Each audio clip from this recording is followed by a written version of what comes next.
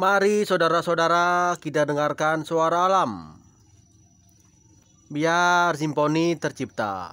Caranya gimana? Ya, dengan menyimak update YouTube. Hahaha. Hubungannya apa? Oke, kita tinggalkan simfoni alam. Sekarang kita simak update YouTube. Kali ini edisi 5 Juni. Tema update kali ini adalah secerca harapan. Dari awal sudah ada kesimpulan bahwa Picup adalah bisnis scam, Ponzi, dan bisnis money game. Setelah di take down sejak awal yakni 17 Februari 2021, lalu kami berkumpul untuk melawan manajemen Picup.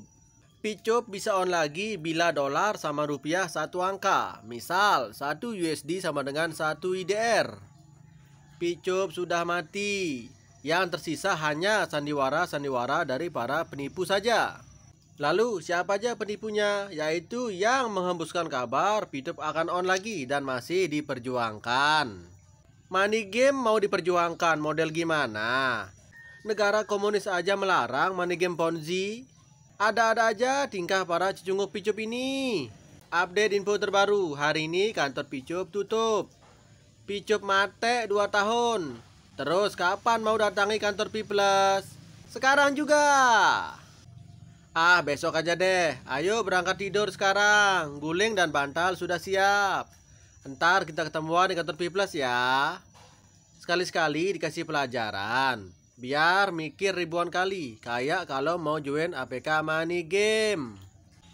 Orang-orang yang terlalu otak kripto biasanya wawasannya kurang. Kripto taunya beli murah jual mahal. Nah itu doang. Atau main yang gratis berharap ada harganya. Nggak bisa jelasin apa-apa, cuman share video-video dari leadernya. Kripto, tapi wawasan nol. Baru ngerti istilah pump and dump, ragbol aja sudah ngerasa kayak Steve Jobs. Haha. Hidup kripto itu banyak mimpinya, namun hasilnya nol. Ayo yang mau melaporkan Picup segera japri Pak Mayoni. Sertakan bukti-bukti sebanyak-banyaknya dan seakurat mungkin. Mental investor itu selalu bangun aset dulu dan tidak pernah mikirin untung dulu di awal. Tapi mereka melihat potensi ke depan dengan aset yang mereka beli. Dan harus pinter, nggak boleh goblok, alias jangan gampang dikibulin tawaran receh. Kebiasaan orang-orang kripto selalu membandingkannya dengan BTC dalam berargumen. Ada tipe orang yang nggak berani bangun aset. Yang pertama, mereka nggak mau belajar. Yang kedua, trauma. Dan yang ketiga, kompetitor. Kalau poin 1 dan 2 masih bisa kita belajar bareng. Nah, kalaupun yang ketiga itu mau bagus sekalipun konsep bisnisnya itu tetap kritis. Dipegang terus tapi nggak ngasilin apa-apa. Itu buat apa? Berharap harga satu koin sama dengan 1 M. Pegang aja terus sampai Hokage ganti. Ha! Dan untuk menghibur diri, koin di backup emas. Emasnya mana? Rahasia. Dia itu sudah berani melecehkan institusi kepolisian dengan pernyataannya bahwa laporan Mayoni dibikin bungkus kacang oleh Bareskrim. Itu fitnah kepada otoritas kepolisian negara Republik Indonesia. Mungkin dia itu terlalu kenyang dengan uang haram Picup, makanya omongannya ngelantur. Lalu nggak aktif Picupnya, mau mangkal sebagai banci di bantaran rel kereta api, kena Satpol PP. Jadi pusing sama Mayoni dan memilih jadi alas kaki para penipu di Picup. Cuman alas kaki para penipu, ya ini nih orangnya. Kata laporan itu sudah mewakili instansi yang menerima laporan. Dalam hal ini siapa kalau bukan Bareskrim? Dia pikir semua ini lawakan lucu. Pancing aja dulu. Kalau ada lagi yang kayak ginian, jangan buru-buru dibungkus. Lumayan, kali-kali aja buat nemenin para begundal Picup lainnya di penjara. Mau menggantikan posisi Pak Kirman dia di mari. Nanti diciduk nangis. Orang-orang kayak gitu kan memang gak ada otak. Tengilnya setengah mampus, giliran diserok. Ayo, kayak orang gak bisa ngomong. No. Sebenarnya dia punya otak. Cuman fungsinya dipakai untuk menggerakkan kedua jempolnya. Untuk membubuhi garam pada luka yang menganga. Semua korban Picup lewat sebuah kata yang tertulis di sini. Cara mengaktifkan dendam adalah dengan mengingat kembali sakitnya saat tersadar telah ditipu mentah-mentah. Ih, ih, ih. Alhamdulillah, Picup sudah almarhum. Kalau tanya Picup tentang rohnya aja ya. Karena Picup itu banyak hutang, sehingga matinya pun juga tidak tenang alias jadi roh gentayangan. Ih, atut. Kita berada di level stage yang berbeda. Silahkan saja mainkan drama Anda sendiri. Anda tetaplah di situ saja, karena Anda tidak akan pernah bisa berada di level yang saya mainkan. Emang level kamu berapa sih? Kita mah beda level, dimana kita ngikut dan belajar usaha atau bisnis beneran, bukan bisnis bodong atau bisnis kaleng-kaleng. Dedengkot Picup sedang diproses satu-satu. Begitu pula dengan leader-leader yang nggak cepat-cepat bertobat. Kalau saja leader Picup tobat, siapa tahu diringankan atau tidak jadi dihukum. Masih adakah yang pamer-pamer mobil sebagai pengakuan diri kalau dia orang sukses? Atau orang yang berhasil main APK masa depan? Pasti masih ada, tapi entah kenapa nggak muncul di sini. Kita mah usaha yang beneran aja.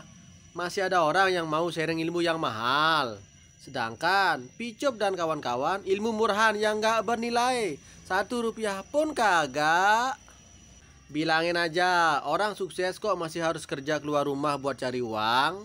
Orang sukses itu gak mengkhawatirkan finansial ya walau tertidur 100 tahun. Ah yang benar, tidur 100 tahun, mending sowe dong. Nyata nih kita kan berada di level dimana kita tuh usaha beneran, bukan kaleng-kaleng. Masa orang disuruh ikut usaha yang kagak jelas? Kan ngelawak namanya. Bisnis startup yang bener aja banyak yang bangkrut. Yang main APK bodong, koin gak jelas ngaku bisnis masa depan. Presentasi modal template dan gak menarik juga presentasinya. Kalau buat presentasi itu yang menarik lah. Buat animasi company profile kalau perlu. Kalau nggak bisa, ntar saya buatin 10 page, bayar 5 juta aja. Itu kalau Anda mampu sih. Atau sebaliknya, maaf, sukanya yang gratisan tapi hasil miliaran ya. Nggak bakalan ada bro, nothing is free in this world. Usaha dulu yang penting. Pada kebanyakan ngomong doang, tertipu kemudahan teknologi. Dikira keren atau gimana ya kalau ngomongin aset digital atau bisnis money game? Tipe-tipe orang tua ikut-ikutan tren tapi nggak ada ilmu. Ya udah ngikut saja bisanya. Saya akan membuat koin kripto namanya SPI. Apakah Anda akan beli? Sebagian uang Anda akan saya alokasikan ke emas katanya. Dan sebagian lagi akan saya alokasikan ke proyek to the moon alias ke bulan. Bagi teman-teman di sini yang masih ngarep Picup on, segeralah bertobat. Karena sistem dan skemanya jelas-jelas money game. Dan Picup itu haram, dilarang pemerintah manapun di bumi ini. Agama manapun melarangnya. Andai Anda beruntung di aplikasi itu, yakinlah bahwa tak akan berkah. Karena akan ada efeknya di masa mendatang. Mari sadar diri, karena hal itu akan membuat orang lain sengsara. Kalau nggak malu sama Tuhan, mbok ya malulah kita sama diri sendiri, sama keluarga dan sama teman. Karena sama saja kita telah jadi pencopet dan maling duit orang lain. Ngeri. Cuman caranya aja yang lebih halus. Apakah kita nggak malu ketika disebut maling? Pilihan ada di tangan kita masing-masing. Sebab dunia ini hanya singkat kalau hanya ingin kita nikmati. Yang namanya harta akan berlari kalau kita kejar. So, syukuri apa yang ada. Tiada nikmat di bumi ini yang bisa melebihi rasa syukur. Catat. Ya, semoga hari esok lebih baik dari hari ini. Tapi uang yang tertahan di aplikasi Picup itu bukan uang haram kan? Bisa disebut begitu. Akan tetapi kalau disebut hasil itu juga merupakan bagian dari penipuan mereka, jika kita dirugikan maka hak kita adalah halal untuk diminta. Maka barang siapa yang mempertahankan hartanya, lalu dia mati dalam usaha itu, maka syahidlah dia. Bahkan memerangi, merubah dan melawan kezoliman hukumnya wajib. Perlu diketahui saudara-saudara, membahas halal haram tentang aplikasi Picup ini sama saja menepuk air dalam nampan. Semakin keras Anda tepuk, maka muka Anda juga yang akan kena. Ya iyalah, muka lu, emang muka gue yang kena. Jauh kali. Cukup sudah update kali ini, semoga mencerahkan. See you.